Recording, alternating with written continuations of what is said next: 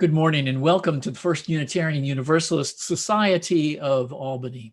My name is Reverend Sam Trumbore and I serve as minister of our congregation. Before we begin, please check to make sure your microphone is muted. The same for your camera if your image is potentially distracting or embarrassing. Please also be mindful of your speech while on Zoom, as microphones have a way of accidentally getting unmuted. This will minimize any disruption of our service. Thanks so much for your cooperation. This is now the time of transition from ordinary time to sacred time. Time to mute or turn off your cell phone if you're not using it to watch this Zoom session. Center into the rhythm of your breath. Collect your attention in this moment. Let this be for you a quiet place, away from the din. May this virtual space be your sanctuary for the next hour. Zoom will present to you a frame for that space, a space to hold the representations, sounds, music, the songs, poetry, and prose, to lift your heart, broaden your mind, and move you to do justice in the world in the service of building beloved community. While we cannot be physically present together this morning, may this virtual service be holy and sacred time for each of us as we join together in the celebration of life.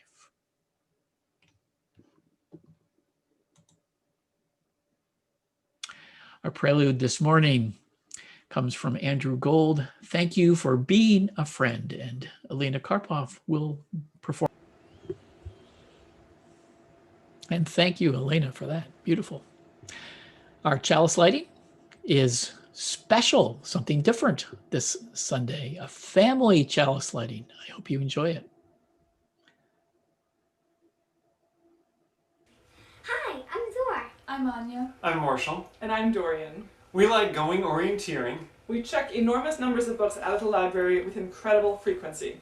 And we love living in a neighborhood where there are 7 UU households, all living within about a block of each other, including ours.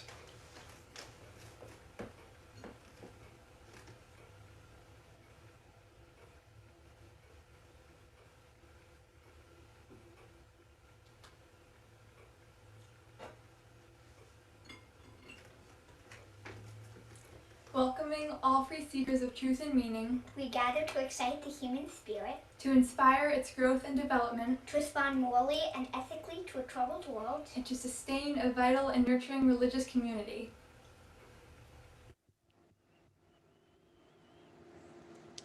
Thank you very much. And let us be thankful people. In this song, come ye thankful people. And Chris and Randy will lead us.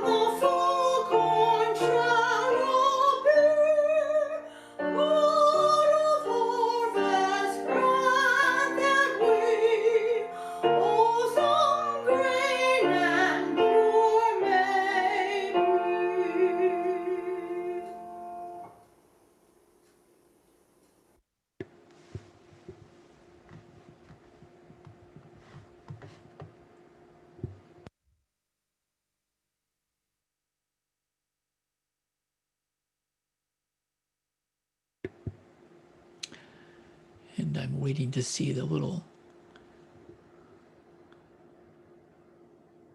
sign that our Facebook friends are here. I hope. This is the most exciting and unpredictable part of the service, is whether this will work or not.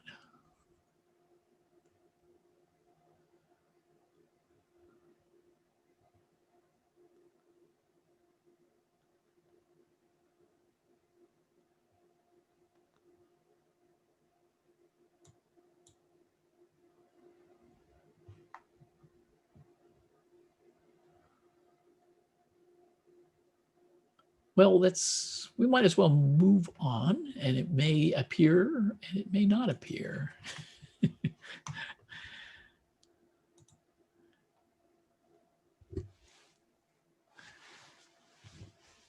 So I think I'll start with some opening words. When Thanksgiving comes around again, we are reminded of the Wampanoag tribe. They were the people the Pilgrims encountered 400 years ago after landing at Plymouth Rock. Years earlier, Europeans had visited the shores in search of men and women to capture as slaves. They brought physical disease along with the social disease of slavery, causing many villages to be wiped out. This created the open land the Pilgrims claimed to settle. The depopulation initiated friendly relations with the Wampanoag. They were very interested in a military alliance to protect them from the neighboring Narragansetts. As we know today, there was peace until the Pequot War 15 years later, and then the King Philip's War. The encounter between European settlers and indigenous peoples in Massachusetts quickly became one of colonization and domination. That domination continues today with one remnant, the Mashpee Wampanoag tribe. They have been reduced to about 300 acres of land. The Trump administration revoked their trust status for it in March. Joe Biden is on record supporting the tribe, so hopefully that status will be restored. But 300 acres isn't much land for a nation of 2,600 people. This anniversary of the Plymouth landing in 1620 stimulated the second action of immediate witness at last year's UUA General Assembly.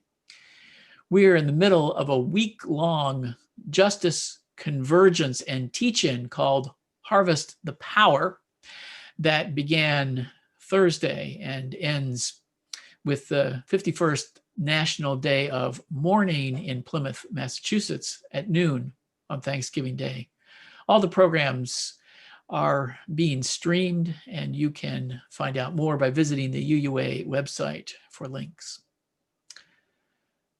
The Wampanoag are not the only tribe dealing with the results of hundreds of years of oppression.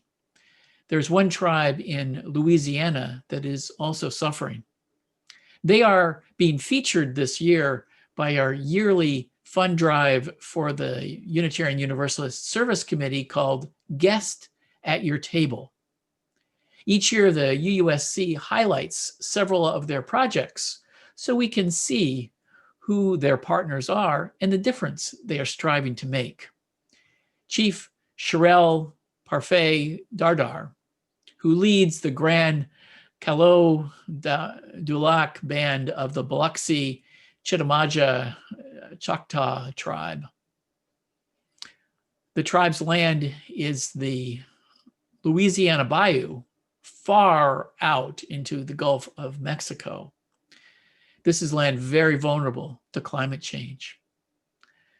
I'd like to share the video now of Chief Sherelle talking about the challenges they now face.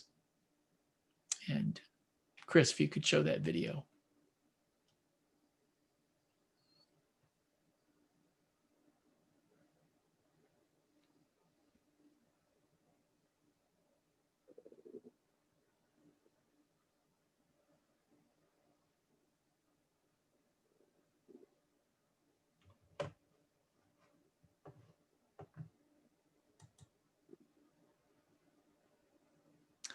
Oh, I see we are live on Facebook. Yay. Video. Chris. Should be the next slide in this sequence.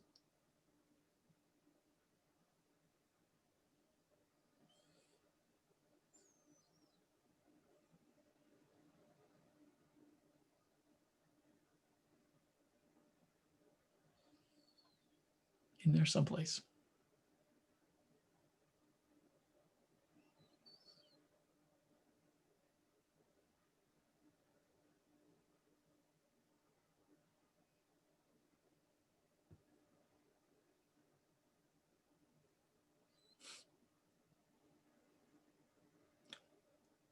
There it is.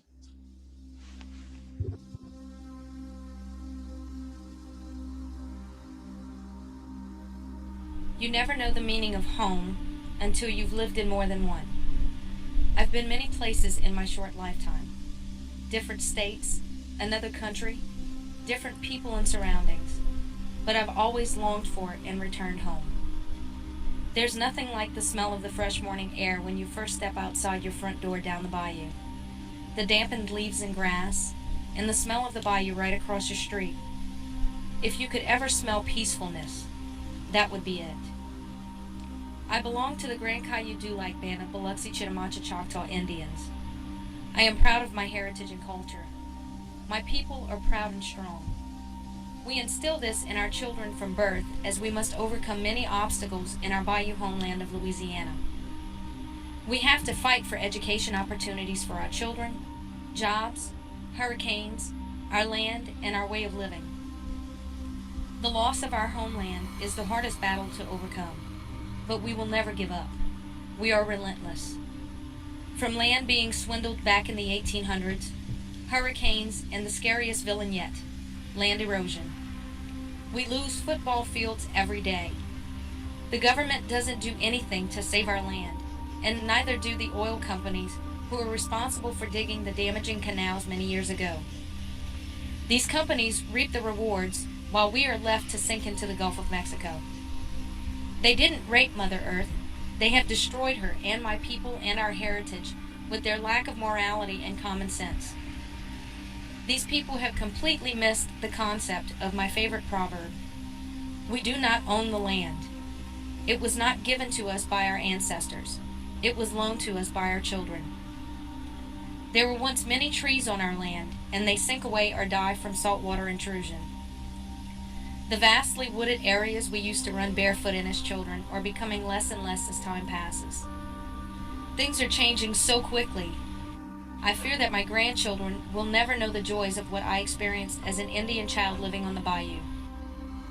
The hurricanes come and ravage our community with wind and water.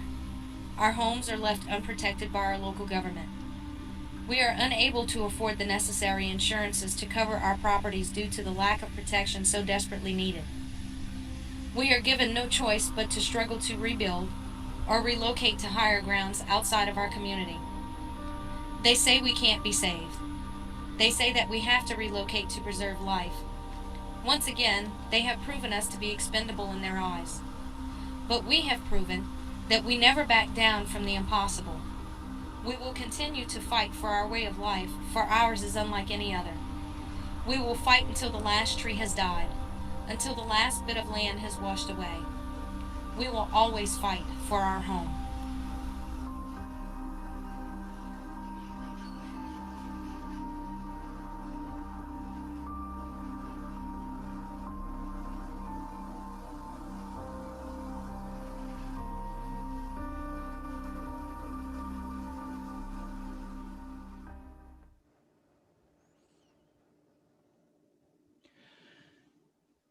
Guest at Your Table features 3 other Indigenous peoples programs around the world and a leader for each of those programs. These are the Rohingya Refugee Center that serves refugees in and around Kuala Lumpur in Indonesia, a Marshall Islands Conservation Society project to develop flood risk maps in one of their atolls to make visible the effects of climate change where we'll see it first, and a Guatemalan civil society project that advocates for the rights of people migrating and supports people after they have been deported from the United States or Mexico. You can learn more about them and see more of those videos about the featured leaders and how to participate in the Guest at Your Table program by searching for uusc.org and the words Guest at Your Table. And now we'll have a wisdom story. This one focuses on a tradition of indigenous peoples in the Americas making fry bread. For our story today, I'm going to be sharing the book Fry Bread, a Native American family story, written by Kevin Noble Millard, illustrated by Juana Martinez Neal.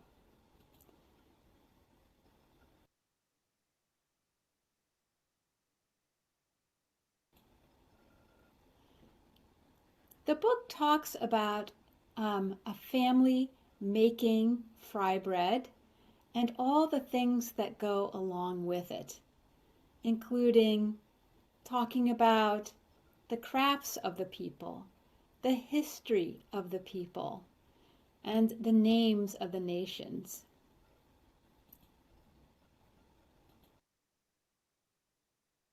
So I decided to make my own fry bread using a recipe that the author has in the book. The first thing you have to do is boil some water and mix in some cornmeal. And you have to get a whisk and start whisking it around and around. And it looks kind of lumpy, but you have to keep faith that it's going to be okay and just keep on stirring.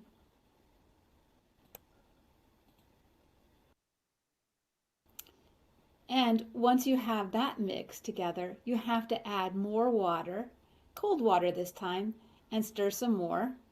And stir and stir and stir until it gets to be nice and smooth and creamy. And then you mix in the other ingredients, the flour, the sugar, the yeast, until it's all kind of gloopy. And since it has yeast in it, you need to take a damp cloth and cover it, and you need to let it rest for 3 hours. So I started this at 3 o'clock and came back at 6 o'clock.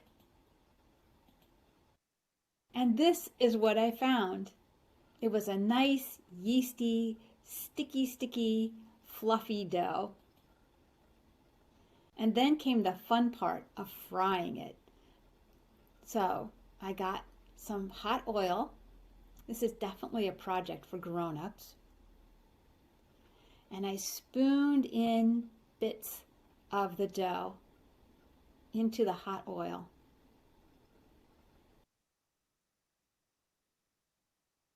And you just keep on going and going.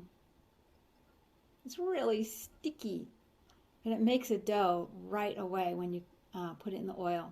And you have to keep dipping your spoons in oil too to keep it from being so sticky. And so you can start to see the crispiness at the bottom of those of the fried bread. And after a little while, you turn it over with tongs, and there you can see that it's kind of golden on one side. And you keep cooking for a few minutes, and you keep cooking them in batches like that until you end up with a whole plateful of fried bread. And it is crisp and steaming and yummy.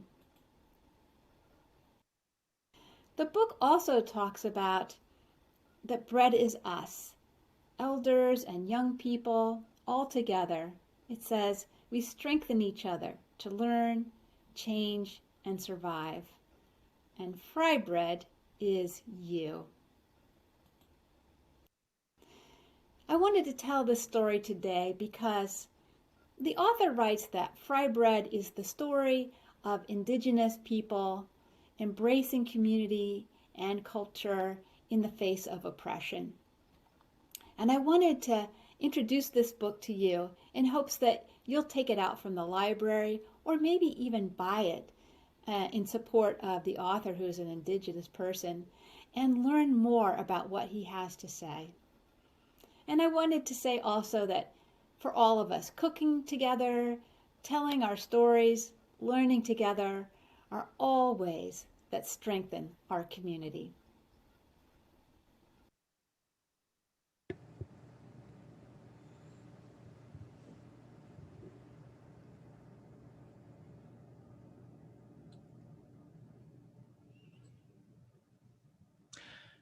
Makes me hungry watching Leah fry up that dough. I hope you've got your corn muffin close at hand. We'll be eating one very soon. Not yet, though.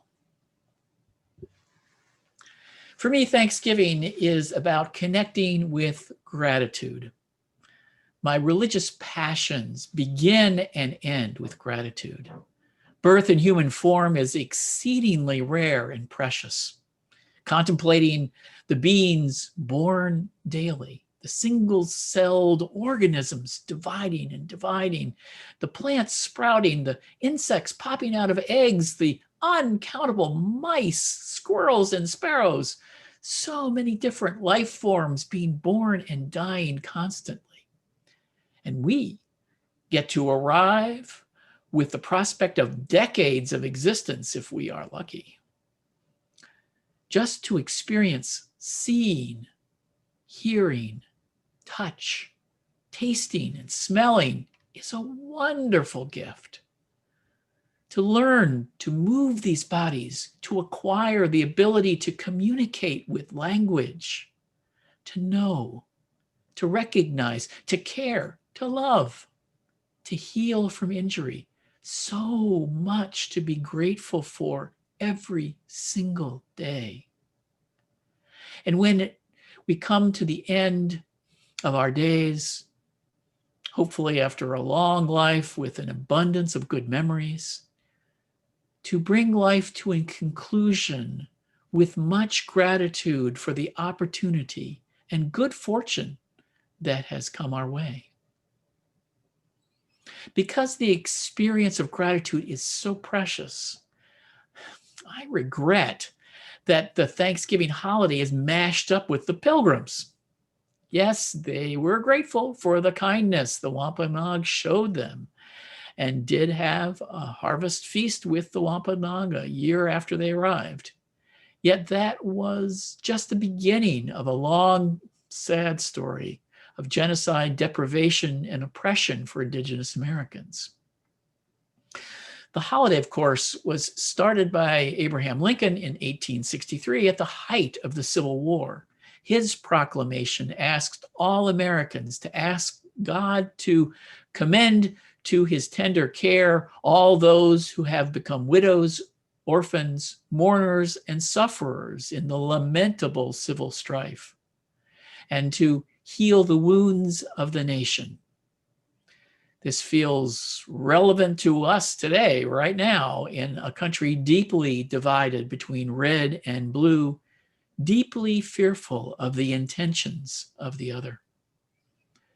The novel coronavirus raging out of control across our nation might be another factor that could interfere with the experience of gratitude this year.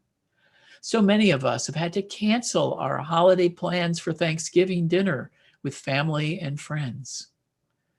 And regrettably, many will not heed this precaution, have large gatherings, and another spike in the virus in transmission will clog already overwhelmed hospitals with more need for critical care.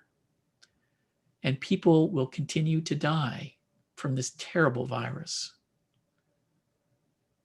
And those of us who have lost loved ones to this pandemic, who are still experiencing the painful grief of unexpected loss, may not have access to gratitude at all. Our congregation was not able to gather in person in September when we had initially hoped, but we began again in the spirit of renewal. The Jewish high holidays are an exercise in repentance, reconciliation, and renewal that cultivate the spirit of gratitude for one's name being inscribed in the book of life for another year. In October, we accessed gratitude through deep listening. Part of that deep listening was hearing the voices of indigenous people, the Mohicans, who lived along the river here before the Dutch arrived before the Pilgrims did. Though we have little first-person recorded history of their lives, European settlers were grateful for good relations with these first peoples here and the lack of bloodshed. And this month, we've been exploring healing. For most, if not all of us, the experience of the end of physical illness stimulates deep feelings of gratitude. This is especially true when the illness or injury is severe or life-threatening. I remember an intense gratitude for being alive after being hit by a speeding car when I was 20. I was very grateful that gratitude inspired in me a decision to stop taking foolish risks with my body. In some ways, that decision pointed me away from recklessness and toward care for my body that has shaped the rest of my life. For that, I am extremely grateful. That intention didn't happen in a vacuum. It happened and was supported by the Unitarian Universalist congregations and communities in which I participated at that time. Since 1977, I've been a member of the Palo Alto Unitarian Church, the UC Berkeley Unitarian Student Association, the Oakland Unitarian Church, the Rochester Unitarian Church, the Niagara Falls Unitarian Church, the UU Church of Amherst in Williamsville, New York, the UU Fellowship in Charlotte County, Florida, where I first served, and our congregation here since 1999. Each one has supported my growth and development. And as process theologian Alfred North Whitehead put it, no one who achieves success does so without acknowledging the help of others. The wise and confident acknowledge this help with gratitude. I give appreciation, recognition, and gratitude to all who have supported me over the years. However you celebrate Thanksgiving this year, may we pause to open to the deep well of gratitude for those who have gone before, for the gifts we have received, for our own efforts, and for the fruits we've enjoyed. And as Sherelle said, what our children have lent to us from the future. And on Thanksgiving Day, from 3 till 5 p.m., on Thanksgiving Day, stop by right here on Albany UU's Zoom #1, where you are right now, for an open house to share that gratitude together. And maybe we'll have some conversations, and maybe we'll play some games in a breakout room. We'll see what happens. Hope to see you then. So be it. And I've got the spoken meditation at the end because this is a special spoken meditation, which took a lot of crafting, but I hope you enjoy it. And the slide next will show you the names of all the people who were part of creating this. This is a gratitude prayer by the 2nd through 3rd second through fifth grades, and it's read by Eli Stanwix, Max and Phil Rose, Zora Miller, and Noah Evelson, assisted by Brian Frank, Cable Stanwix, and Christine Vanderland. So let's enjoy this meditation now.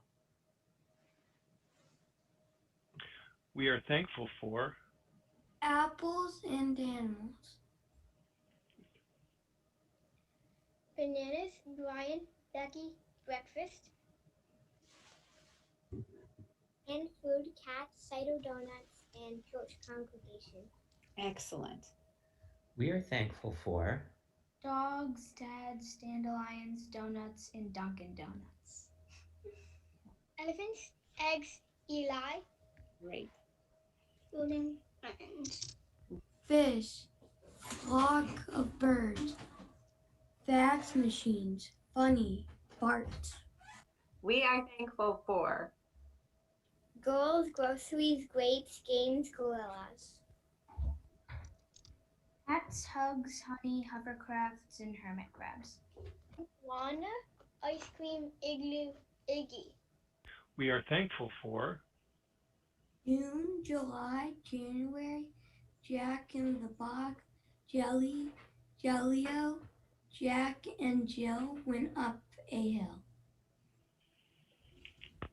Kindness, kangaroos, knuckles. Lions, lollipops, luggage, and limes. We are thankful for Max, mango, moms, me, ourselves, making things, mad, off. Natalie, Nana's, nose, naughty because sometimes that's fun. Nice, and Noah. Orangutans, Ollie, my friend's dog, oranges, orange, which is a color. We are thankful for Phil, pencils, people, pinky, pizza, pancakes, pools, and porridge. Quit because sometimes it's good to quit. Questions, quilts, and quiet. Lion, rabbits, rough, rough. We are thankful for Stomp, stomping, stories. Tacos, turtles, touchy. Underwear, universe, umbrellas, and ukuleles. We are thankful for Rose, Valerie, our teacher. Vanilla, violins. Wind, world, water. Xylophone, x-rays, x-ray fish. Yo-yo, yelling, yuck, yep, yes, and yellow. Phoebus, Zora, zoo. All right. Thanks, everybody.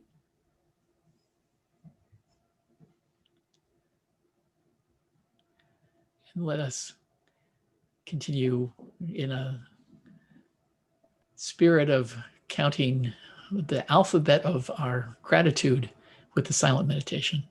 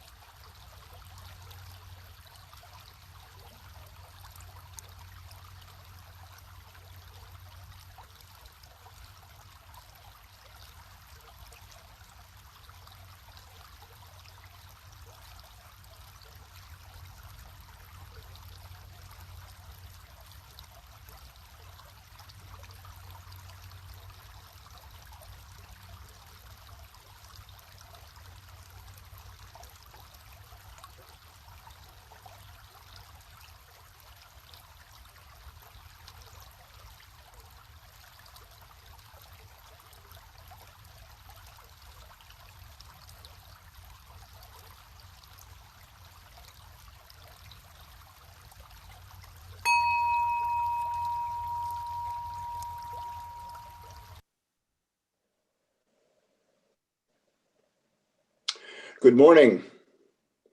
I'm Al DeSalvo, and I am the service associate today. And we are going now into the offertory. An important way we celebrate life each Sunday is by offering an opportunity to practice generosity. Members and friends support our congregation with an annual pledge paid throughout the year. Another way to support the good work of this congregation is by making a generous contribution by way of one of the options that are going to be shown in the next slide, and it's on there now. You can click on the quote tiny URL unquote link in the chat window to contribute, or you can send a text to the number shown on the screen. The examples on the slide show you how to label your text to indicate the amount and the purpose or the intent of your gift. We must now say goodbye to our Facebook friends. Consider joining us on Zoom the next time by visiting albanyuu.org.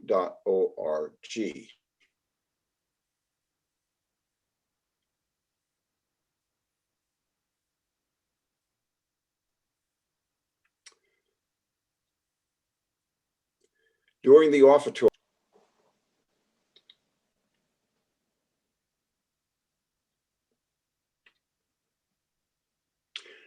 we enjoy welcoming guests and visitors to our service. If you are a guest or a visitor and would like to tell us who you are and where you're from, you can click on the blue raise hand symbol in the participant window. Our technician will unmute you and invite you to speak. You may also, or instead, click on the visitor link you'll find now in the chat window. Do we have any visitors today?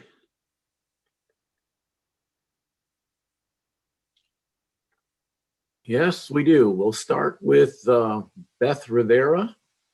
Beth, unmute your microphone and go ahead.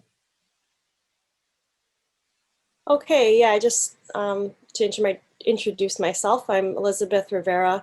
I go by Beth, and I live in Waterville, New York. Welcome. Thank you.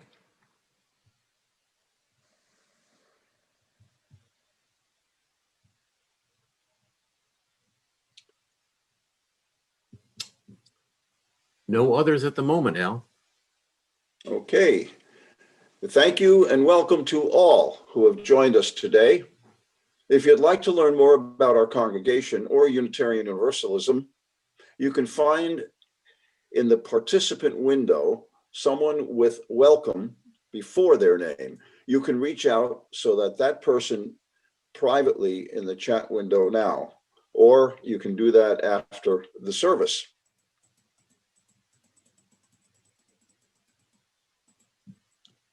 We now welcome the chance to greet each other.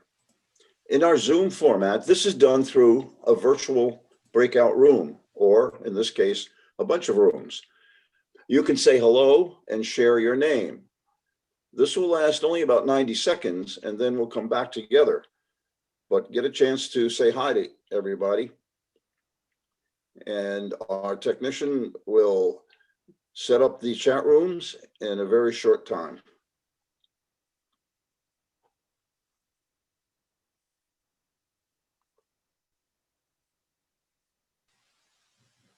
Go ahead and follow the invitation on your screen.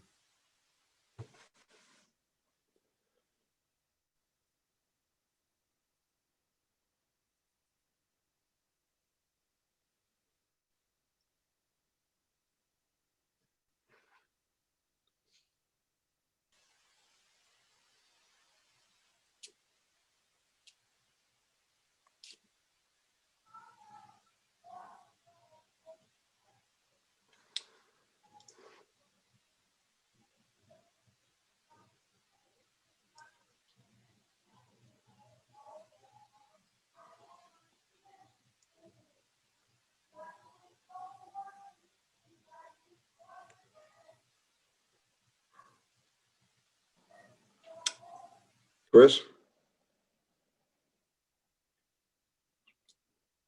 Yeah. Chris? I guess you didn't see my question. Am I doing the introduction and part of the joys and sorrows, or is that going to be someone else introducing it and then being part of the presentation? Yeah, Eric is going to do the joys and sorrows. Okay, thanks.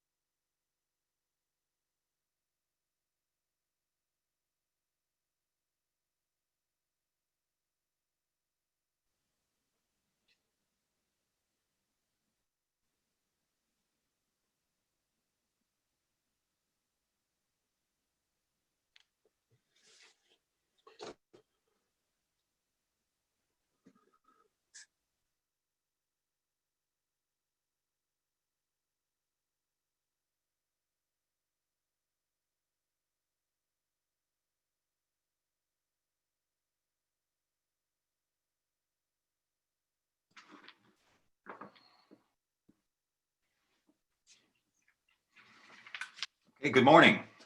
My name is Eric Van Housen, and I'm one of the PCAs today, or Pastoral Care Associates.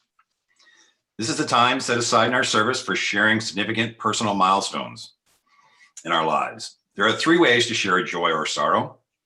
The first option is to type your joy or sorrow into the chat window.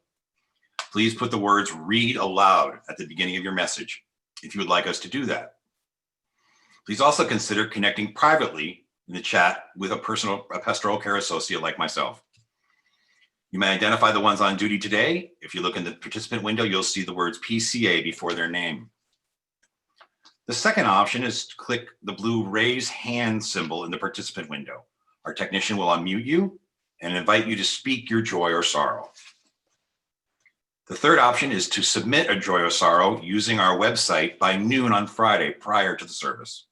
We'll begin by reading those that were submitted this past week. Then we'll hear the spoken joys and sorrows, followed by the chat entries that are to be read aloud.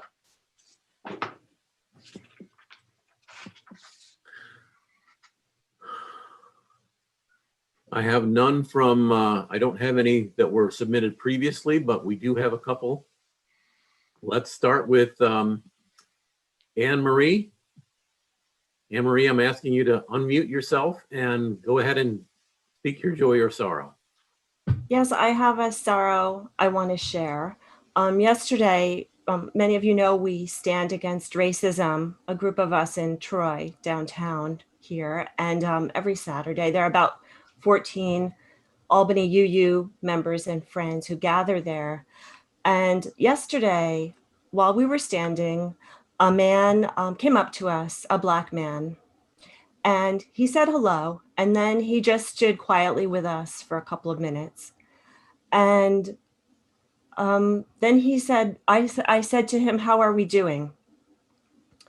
And he said, "You don't need my approval to stand here." And I said, "It's true, we don't need your approval, and I still care what you think."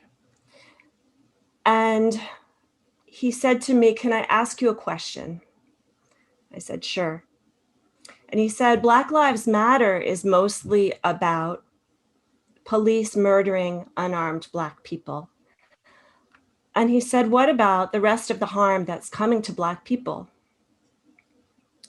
And I told him that we were standing against all racism, and that that included unequal access and opportunities in housing, education, healthcare, and so much more.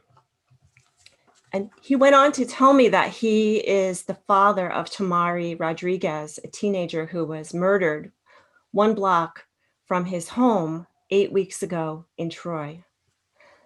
And with tears running down his face, he looked into my eyes and he quietly told me about his good son.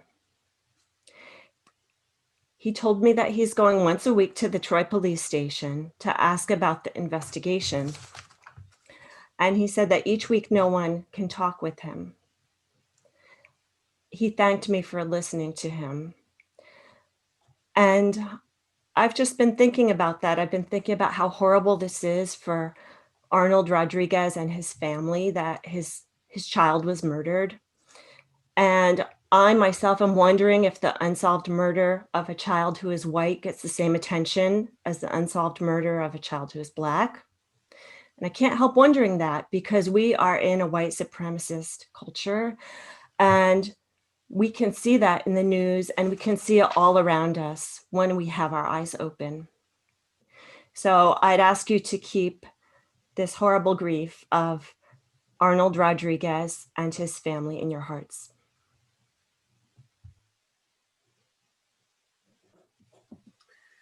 Thank you, Anne Marie. Next, we move on to Paula or Steve. Go ahead and unmute and share your joy or sorrow.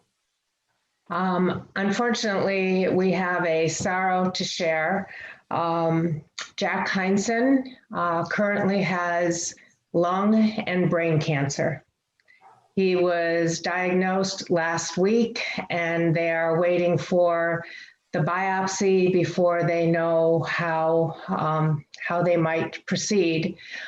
Those who know Jack, the best way, if you want to communicate with him, is to text him. So in the chat box, I can put his cell number if you want to send him a text. He likes to text with people. Thank you, Paula. And now we move on to Bruce Johnson. Go ahead, Bruce, unmute and share your joy or sorrow.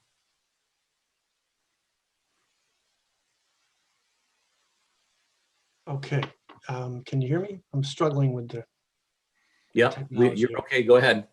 I just have a simple joy. I hurt myself, hurt my back about exactly a month ago, I think it was.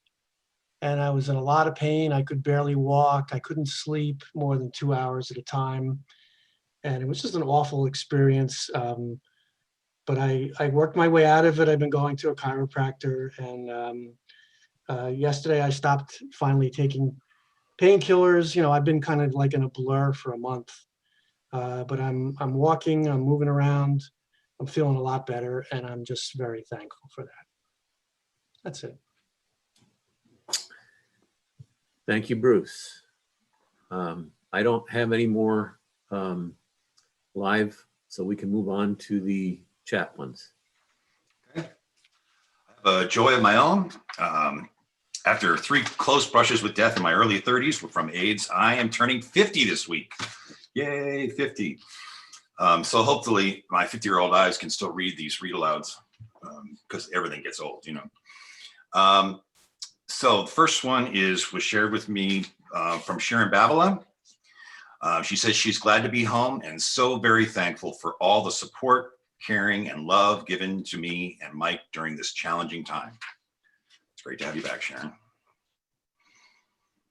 From Standfast to everyone, we learned that our eldest grandson has tested positive for COVID-19.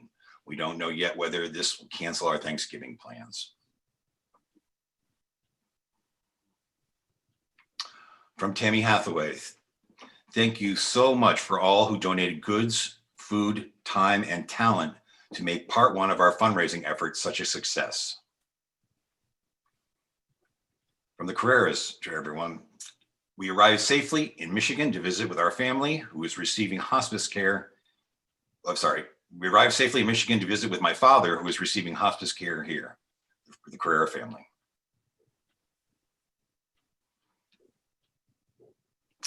From Tammy Hathaway again, welcome home, Sharon Babila, yay.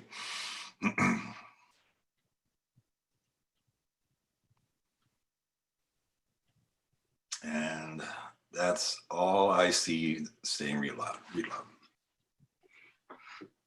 One more from Michael Cromwell. Thank for all the kind notes I received about my shoulder surgery. I'm doing much better.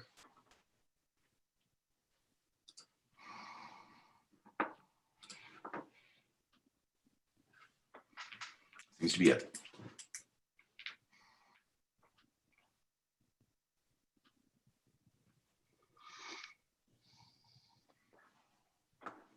Muted here. For all the joys and sorrows that have been left unspoken, let us hold all that we've heard and felt in our hearts. And we traditionally, the last 20 years or so, we've been doing a litany of Thanksgiving, and actually it's going to be Sam, Al, and Eric and I are going to do it. So you'll see the litany on your screen, and encourage you at home to read the congregational portion of the Litany of Thanksgiving. Naked and completely vulnerable, we came into this world. We needed to be nursed, swaddled, and sheltered. Our caregivers cared and played with us, guided our first steps, opened doors for us, and sacrificed for us. For these gifts, I am grateful. We grew up in various kinds of community. For almost all of us, those communities sought to keep us safe, to bring us fresh water, to take away our waste, maintain our roads, and protect us from fire, ice, and snow. For these gifts, I am grateful. When our security was threatened, our friends, family, and neighbors sought to defend us. When natural disasters struck, members of our community helped their neighbors get back on their feet.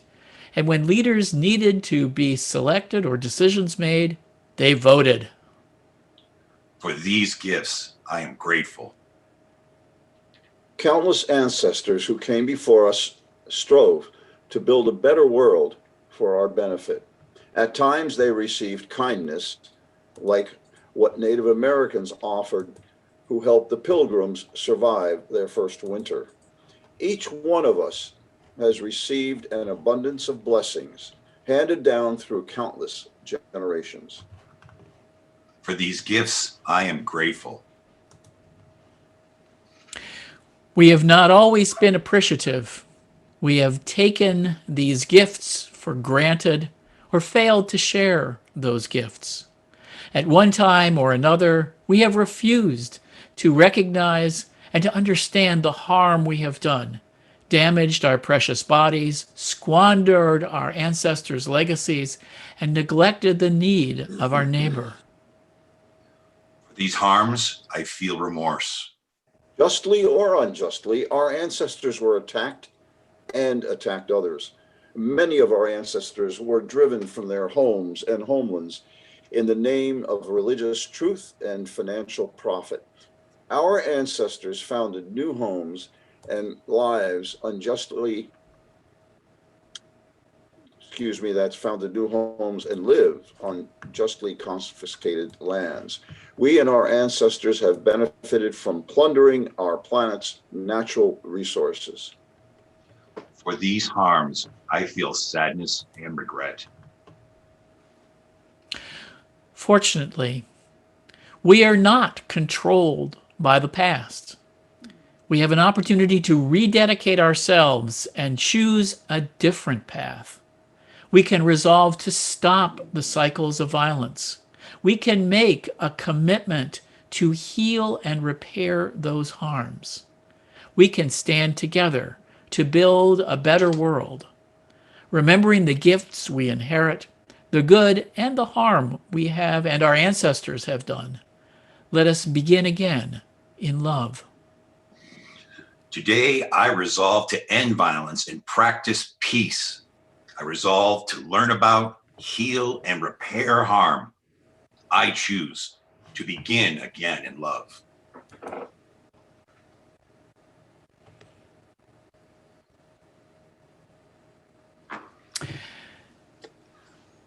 For thousands of years, people all over the world have gathered on festive occasions to share in the eating of special foods that symbolize the earth's bounty and the gifts of God and nature.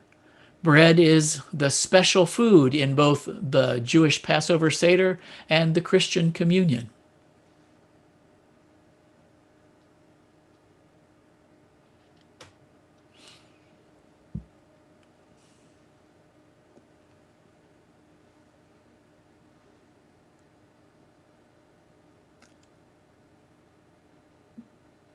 I hope Al has that.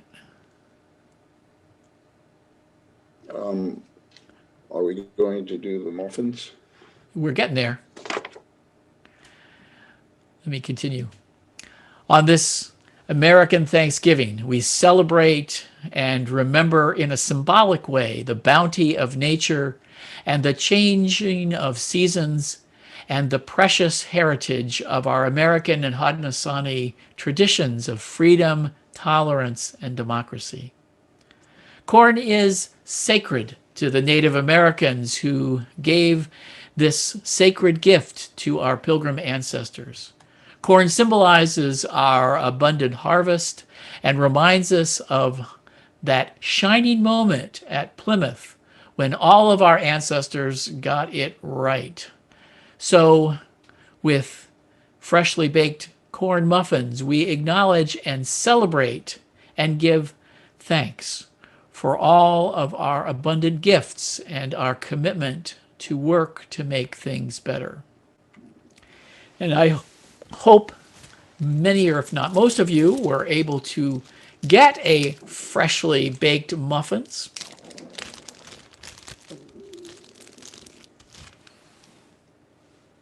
This is the gluten-free variety, and hopefully many people had other ones that they were able to get. And you can unwrap it, hold it, examine it, smell it. But let's not eat it quite yet. When we share these fresh muffins, let us be mindful of all those who labor, love, and energy and creativity went into growing, distributing, and preparing our food. Let us think of the rich earth in which grain and other foods grow, and let us resolve to protect that earth so that future generations may also reap rich harvests. When we share these muffins, let us think of those things for which we have been thankful this year, and of those with whom we are called to share our bounty, both materially and spiritually. Now, with gratitude for the earth, for life, for seeds, flowers, and fruit, for the labor of planting, caring for, harvesting, and preserving the gifts of nature, now let us enjoy how good it is for this community to virtually eat together in gratitude. And I'm going to take so we're going to sing a hymn in a second, but first you can have a bite or two of your muffin.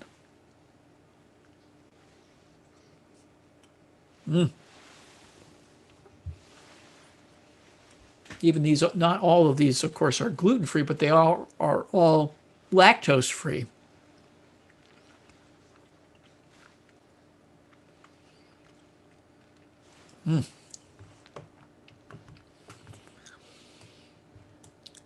And let us sing. Take a bite later of your muffin. You can finish it. For the beauty of the earth. And Chris and Randy will perform it for us now.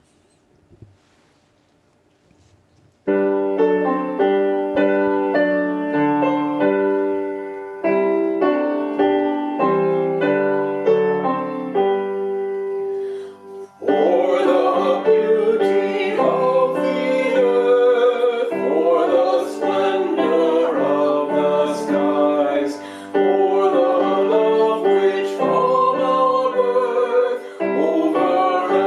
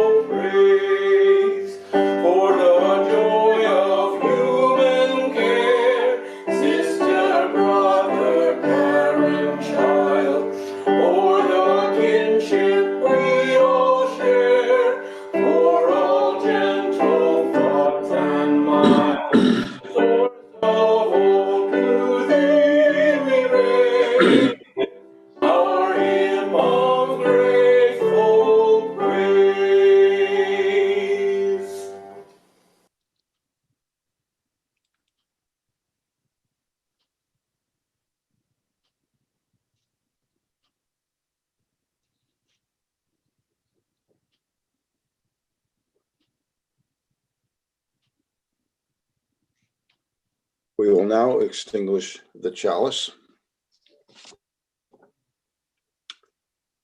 And our family, once again. Extinguish this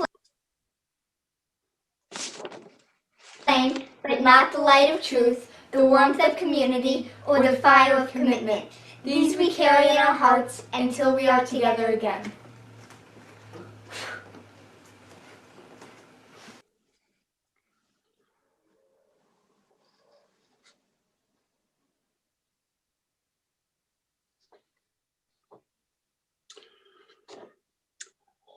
The benediction is an abridged version of Marge Piercy's poem, The Art of Blessing the Day. This is the blessing for rain after drought.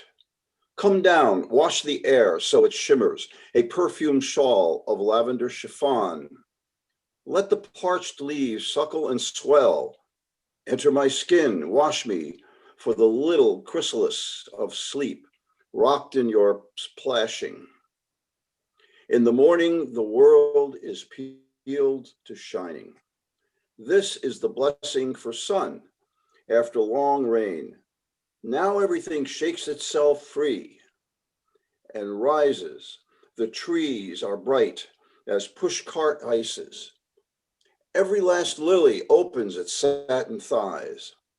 The bees dance and roll in pollen, and the cardinal at the top of the pine sings at full throttle, fountaining. This is the blessing for a ripe peach. This is luck made round. Frost can nip the blossom, kill the bee. It can drop a hard, green, useless nut. Brown fungus, the burrowing worm that coils in rot, can blemish it and wind crush it on the ground. Yet this peach fills my mouth with juicy sun. The disciple of blessings is to taste each moment, the bitter, the sour, the sweet, and the salty, and be glad for what does not hurt. The art is in compressing attention to each little and big blossom of the tree of life, to let the tongue sing each fruit, its savor, its aroma, and its use. Attention is love, what we must give children's, mothers, fathers, pets, our friends, the news, the woes of others. What we want to change, we curse, and then we pick up a tool.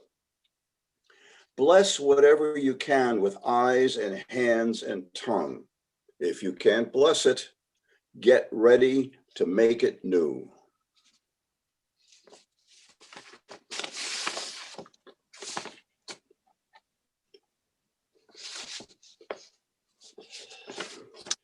And our thanks to the ushers today, Kristen Abbas, Annika Flugler, Kathy Harris, and Jean Poppy. Our pastoral care associates were Eric Von Hausen and Sharon Babila. Our welcomer today was Don Odell.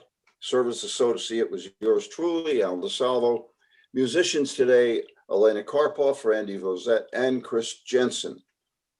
Office support today, Sapphire Correa, and technical support by Chris Jensen, and Master Baker by the Reverend Sam Trombor.